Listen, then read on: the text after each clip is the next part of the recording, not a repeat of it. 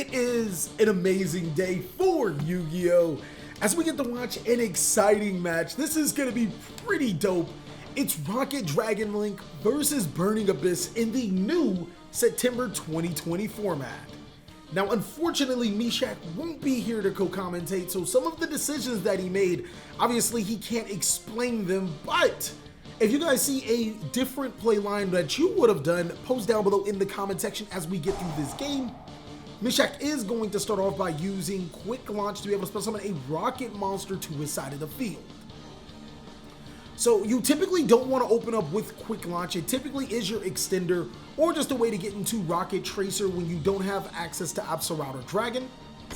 But this time around, he's going to use it as a part of the basis of his combo, which necessarily isn't a bad thing, especially if you still have access to Rokket Tracer in your graveyard or Absolute or Dragon. So Noctovision is going to be a monster to be followed up. Since a Dark Dragon monster was special summoned to the field, he can summon that bad puppy.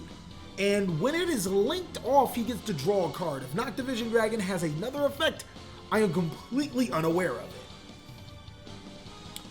Rokket Tracer used for a link summon. He is going to make Striker Dragon, and this is pretty much the basis of how Dragon Link decks work. Striker Dragon's effect will add him a Boot Sector launch from his deck to his hand, and now he can pop off with some really big combos, provided that he already has Rockets in hand, or he has a way to search his Absolute or Dragon. Or send to the graveyard Absolute or Dragon, my apologies.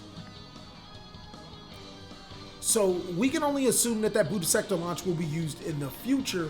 He's going to use Striker Dragon and his Noctovision Dragon to be able to link summon right into his Dragoonity Knight Romulus. Now, Romulus has a really good effect.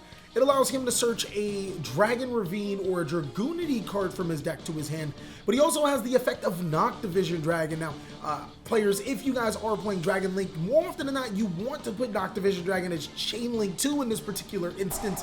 It doesn't matter, as Effect Veiler is going to ignore Chain Links, but the reason why you do that is so your opponent can Ash Blossom and Joyous Spring your most important card, which is the Dragoonity Knight Romulus. Moving forward, it looks like Meshach is going to banish 3 Dark Dragons from his graveyard to spell summon Chaos Dragon Leveoneer. That's gonna rip a card out of my hand, but I have the response with the second Effect Veiler. Whoa, this is crucial. This is a huge negation. That's actually going to allow me to keep my hand size, but Meshach is going to follow up by using both the Leveoneer and the Dragoonity Knight Romulus. He is playing the Dragoon engine, so Protoplant for Anaconda is going to hit the field. He's going to activate its effect, paying 2,000 life points. He can send a fusion card or a polymerization card from his deck to the graveyard and copy its effects.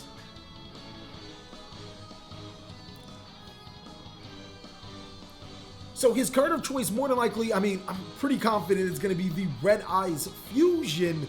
Red Eyes Fusion allows him to spell summon Red Eyes Dark Dragoon to his side of the field, something that players are starting to draw the ire of players. Why is this card being played and everything?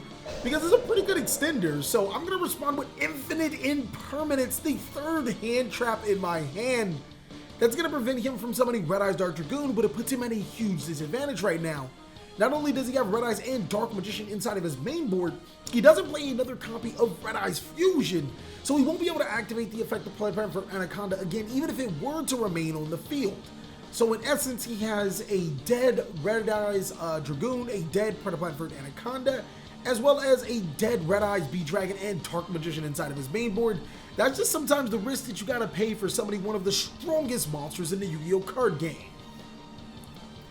He's going to go ahead and pass his turn right back to me, and I'm going to start off with something I'm not 100% proud of, Foolish Burial. Actually, this was the defining moment of why I took Foolish Burial out of my deck. If you guys want to see the deck profile, go ahead and check out that annotation. The Burning Abyss deck profile is too strong, ladies and gentlemen. But Foolish Burial is going to prompt me to send Graph from the deck to the graveyard, which will special summon a Skarm to my side of the field. That's not completely bad. I could have special summoned Seer, and Seer could have ran over to Vert as well. But I chose Skarm because I wanted the tour guide. And I don't know, now that I think about it, Seer probably would have been better. But Skarm is going to run over that Protoplant for Anaconda. inflicting 300 damage to Meshach's life points, and that's going to be the end of my turn. Had I had another extender like another Burning Abyss monster, I wouldn't have had full combo because I had to send Graph, and that's just another reason why I don't like this particular engine. It's just, or Foolish Burial in the deck. It doesn't provide anything. It needs additional cards. So I'm going to pass it right on to Meshach, who's going to summon Red Eyes Wyvern, a card already stronger than the Skarm. And then he's going to banish the Red Eyes Wyvern to spell summon Darkness Metal. Such a bad brick in his hand. The Red Eyes Wyvern is for the Black Metal Dragon combo. We're still working on a Dragon Link deck profile. Actually, I think that we have it pretty much ready to go. It's going to be on Patreon. But if you guys want to see the deck profile on the channel, let's see if this video can get to 1,000 likes. I'll even give you guys an additional day to get that 1,000 likes. If that happens, we'll go ahead and upload a Dragon Link deck profile to the main channel, and it's going to be too strong, just like the other profiles we've been doing. So Meshach activating the effect of Red Eyes Darkness Metal Dragon. He's going to summon Romulus to his side of the field, and now he can attack for some huge damage. That's going to be a 3,200. That's 3,200 total to my life points. That is a pretty decent chunk. The only thing Meshach does have to be wary of is that if he does attack into my monster, he will trigger the effect of Skarm. So without Call by the Grave, Ash Blossom, and Joyous Spring, I will be allowed to get a tour guide from the Underworld from my deck to my hand, which is something that I am looking for. So Meshach is going to declare an attack with the Dragooning Ignite Romulus, inflicting 3,200 damage to my life points. That's going to bring me down to 4,800, and it's going to be the end of his turn. So it is going to prompt the effect of my Skarm in Graveyard during his end phase. I'm going to add Tour Guide from the Underworld. Let's see if Meshach actually does have that hand trap. Does he have the Ash Blossom and Joyous Spring to stop my Tour Guide combo? Now, I wish he was here to actually talk about this because I do have a beef with this ending board. I feel that if he was going to attack over the Skarm, he should have used both his Red Eyes and his Dragooning Ignite Romulus to make Herald of Heavenly Spheres. I want to know what was going on through his mind. Maybe he feared a Paleozoic Dynamiscus face down. I'm not 100% sure, and I can't necessarily verify right now. When I do talk to him, I'll make note of this and put it down below in the comment section why he didn't do it. But let me know what you guys would have done. I'm going to go ahead and start off my turn with Tour Guide from the Underworld. Here is the moment of truth. Does Meshach have Ash Blossom? Any type of disruptions for the Tour Guide? No, it looks like the effect of Tour Guide is going to resolve. I'm going to be able to spell summon a level 3 Fiend monster from my deck to my side of the field. So looking through my extra deck, I think the only monster of choice is going to be Graph again. Really fortunate that he is semi-limited on the Forbidden list. That is huge for Yu-Gi-Oh! Right now, or for Burning Abyss right now, to be able to compete in this meta. So yeah, that Graph is going to hit the field, and now Tour Guide and Graph can be used for an Exceed summon. You typically want to do this even if your monster or your opponent's monster is going to be bigger than yours. I'm going to use both Graph and Tour Guide for the summon of, I apologize, I'm going to go ahead and use it for the Dante Traveler of the Burning Abyss. Now I'm going to obviously shuffle my deck because I did go through it. I need to use the effect of Dante. In this particular version, I am not playing Red Eyes Dragoon.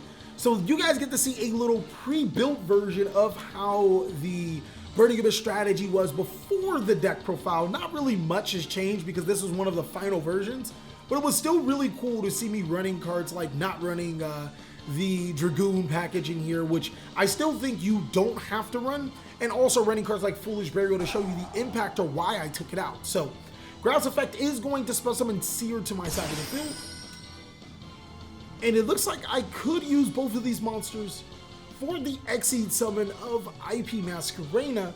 That won't necessarily solve the problem as Burning Abyss's biggest problem. Oh, Dante to attack over the Romulus. 1,300 damage. That's going to go ahead and put him at 4,700 life points.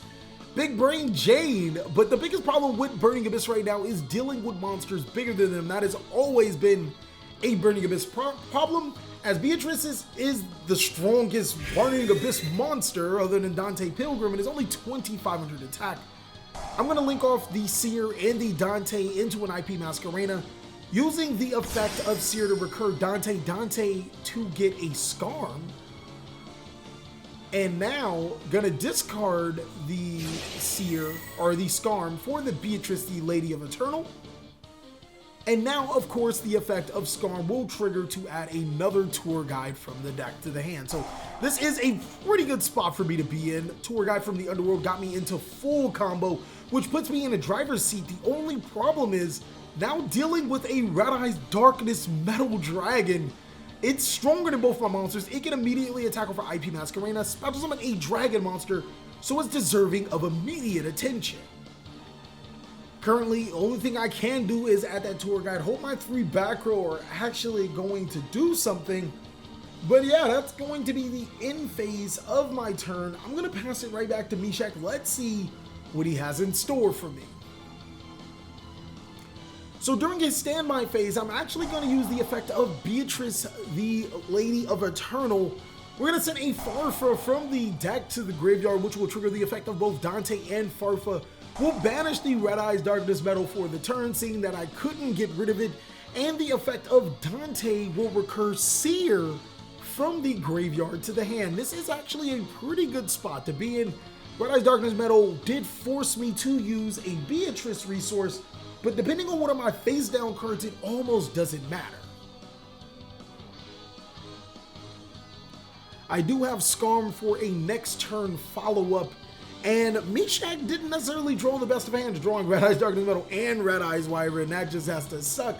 It looks like that's going to be the end, as I'm showing I did have the Paleozoic Dynamiscus this whole time, so yeah.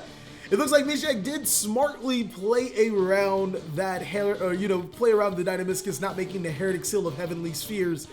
That was crazy, as it looks like that's going to be pretty much it for game 1. Going into game 2, Meshach does get to go first, and he's going to start off with Quick Launch again, allowing him to spell summon a Rokket monster from his deck to his side of the field. It's actually pretty stupid how consistent this Rokket Dragon Link deck is. It can do so much. It took 3 hand traps and a bad hand for Rokket Dragon Link just not to win that game 1. I felt like they could have pushed a little further. Who knows? I mean, there was a Forbidden Droplet, a Paleozoic Dynamiscus. There were some traps that Burning Abyss set for Dragon Link, but that just shows a testament on how powerful Dragon Link is. So, back into the game, Meshach is going to normal summon Black Metal Dragon.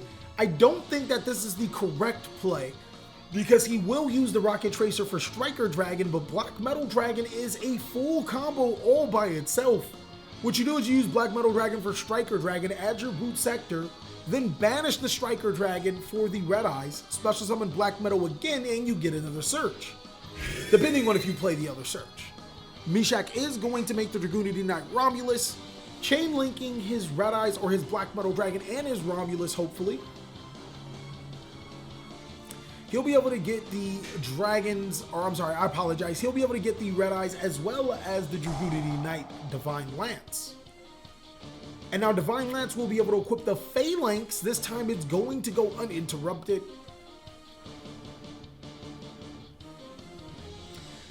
Phalanx will be able to special summon itself to the side of the field.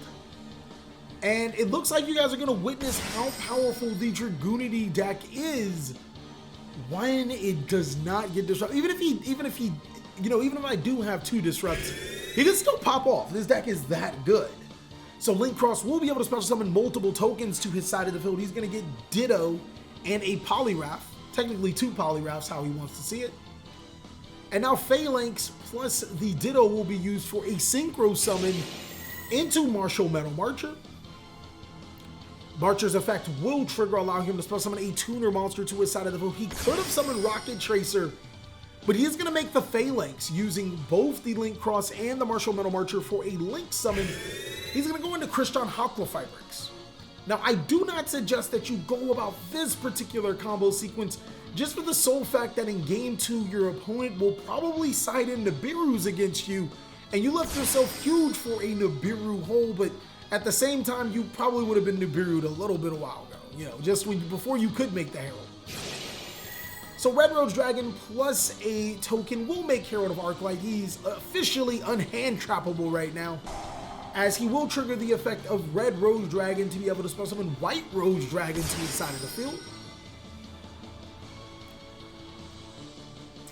Dragoonity Knight Phalanx will be used for a link summon into presumably Guard Dragon LP, my apologies. And then he's probably going to make the Striker Dragon right next to the Guard Dragon LP to be able to trigger its effect. That would get him an Omni Dragon Brotar to search the Chaos Dragon Levianeer. So yeah, as you can see, the White Rose Dragon will be used for a link. Meshach is a deep thinker, so we actually have to skip a lot of parts in this video because he takes some time. I gotta bring him up to that because you definitely could get called for slow play. But man, Meshach is one of those players. I think Team APS says that it's slowest players. He's definitely that guy. So his next monster will be used for Guard Dragon Pisty, which is really interesting. Guard Dragon LP's effect will special summon a monster to where 2 arrows point to. His monster of choice, man, I don't want to say it's a Rokket Tracer. We know he already has the Red Eyes Darkness Metal. He has not used his effect. Maybe Brotar still? Yeah, it is going to be Brotar. Brotar could pitch a card from his hand to the graveyard to search another dragon. And it looks like he is going to pitch another copy of Black Metal Dragon. And you could assume he's going to search the Chaos Dragon Levianeer from his deck to his hand. I think that would be a very safe assumption. The only problem is, how will he be able to get the Brotar off of the field, hopefully into the graveyard, so he can use Pisty's effect? Most players will make that Striker Dragon as opposed to that Guard Dragon Pisty. But it looks like he's going to use Hako Fabrics and Brotar for a link summon. That's probably how exactly he's going to do it. He's going to make the Buster Rope Link 2 that I was telling you guys in the Rokket video. I didn't mean the Guard Dragon Link 2. This Buster Destruction Link 2 card is the perfect card for Rockets because it just requires 2 monsters. Now he'll use the effect of Guard Dragon Pisty. He'll be able to spell summon a dragon monster from his graveyard or banish to his side of the field.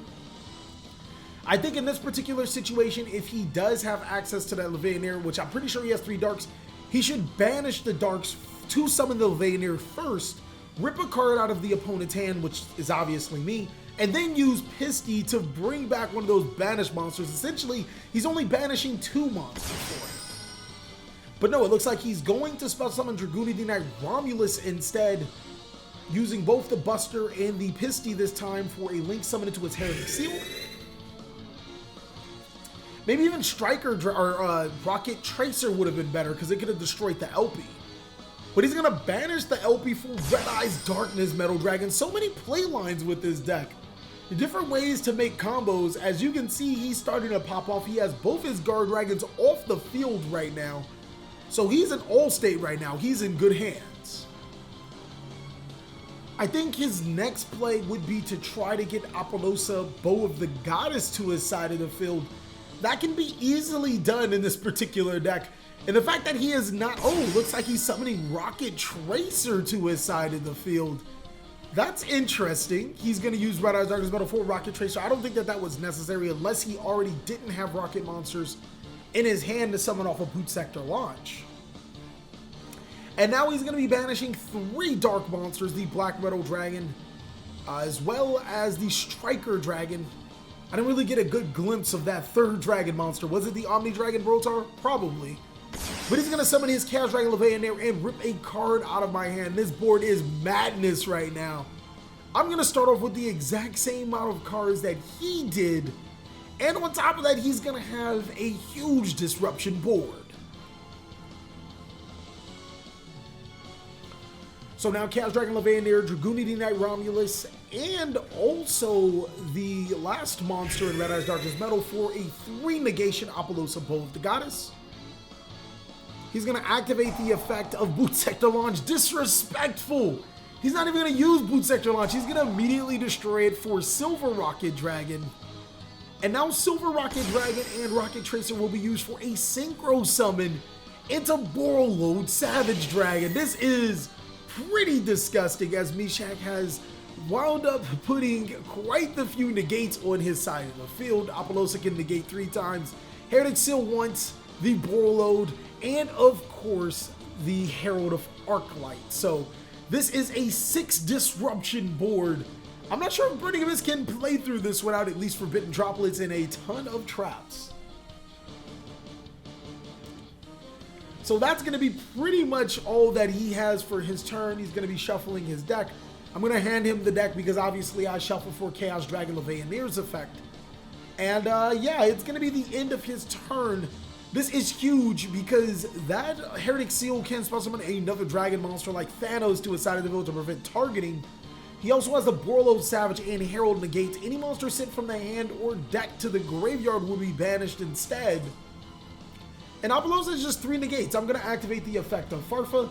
I want to see what card he wants to use to disrupt Farfa. Meshach is thinking about his response. He's going to use Apollosa's effect, turning it to 1600 attack. I'm going to use the effect of Skarm.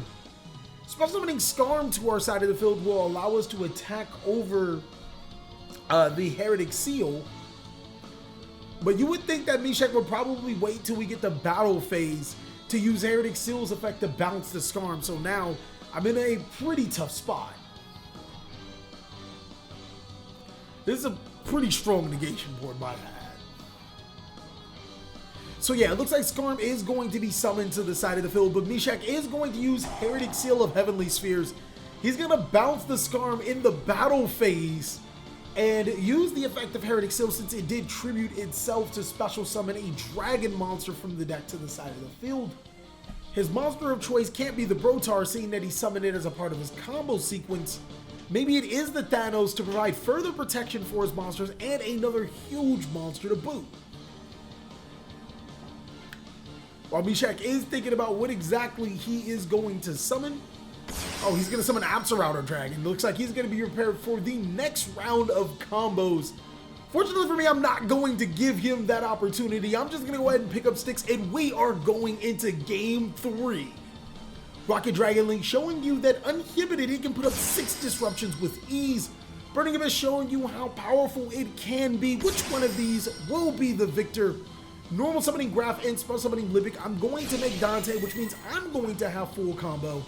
Detaching the Graph, I'm going to send the top 3 cards from my deck to the graveyard. One is going to be Barbar and one is going to be Seer. I'm going to be forced to use the effect of Barbar as Chain Link 2 to Graph's effect. Now, there's a reason why I actually did this. Inflicting 300 damage to the opponent was probably not the best. That's not the reason. But stopping Ash Blossom and Joyous Spring was a better reason. The effect of Barbar was Chain Link 2, meaning that Meshach, if he did have Ash Blossom, he couldn't have responded to the effect of Graph because the effect of Barbar is Chain Link 2. I'm going to go ahead and use Dante and Seer for a Link summon into IP Masquerena. And that's the only part that you actually can Ash Blossom. So the effect of Seer and Dante will special summon and add.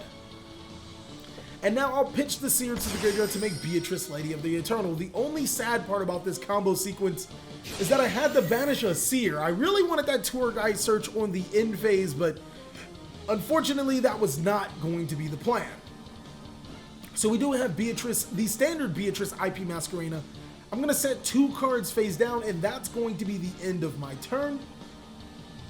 This is a pretty solid board for Burning Abyss. I have up to 4 disruptions with way less cards that I have used than any other, break my board type of deck.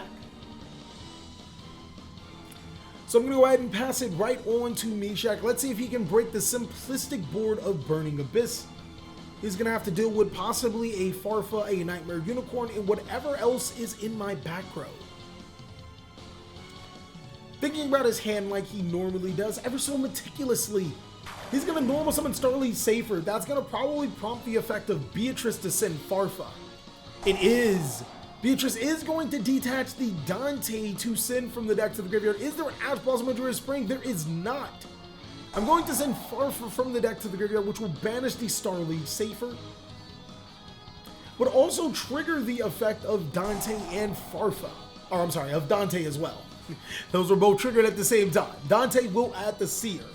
So now, not only is my Nightmare Unicorn live, it will discard the Seer to be able to spell summon Dante back to my side of the field.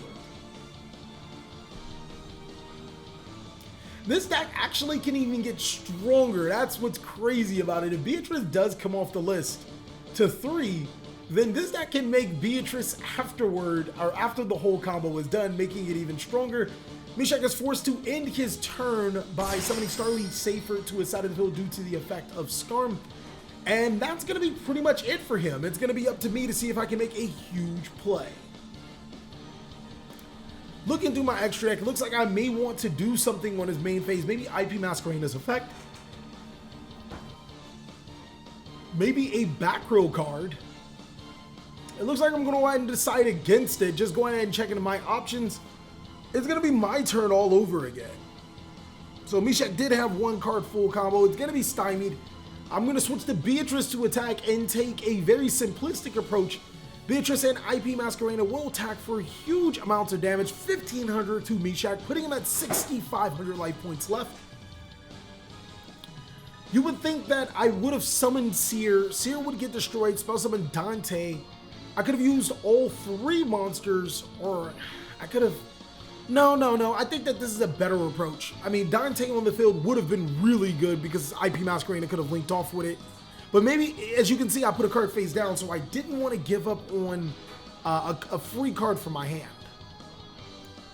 So it's going to be up to Meshach to play through 3 back row and a Nightmare Unicorn with a Skarm in hand. Let's see if Dragon Link can clutch it out. This is where Burning Abyss actually wins a lot of its games. He's going to normal summon Silver Rocket Dragon. That's interesting. And it looks like everything is going to be good. I might not have a response to Silver Rocket Dragon, just very thrown off. Oh, all right, there you go.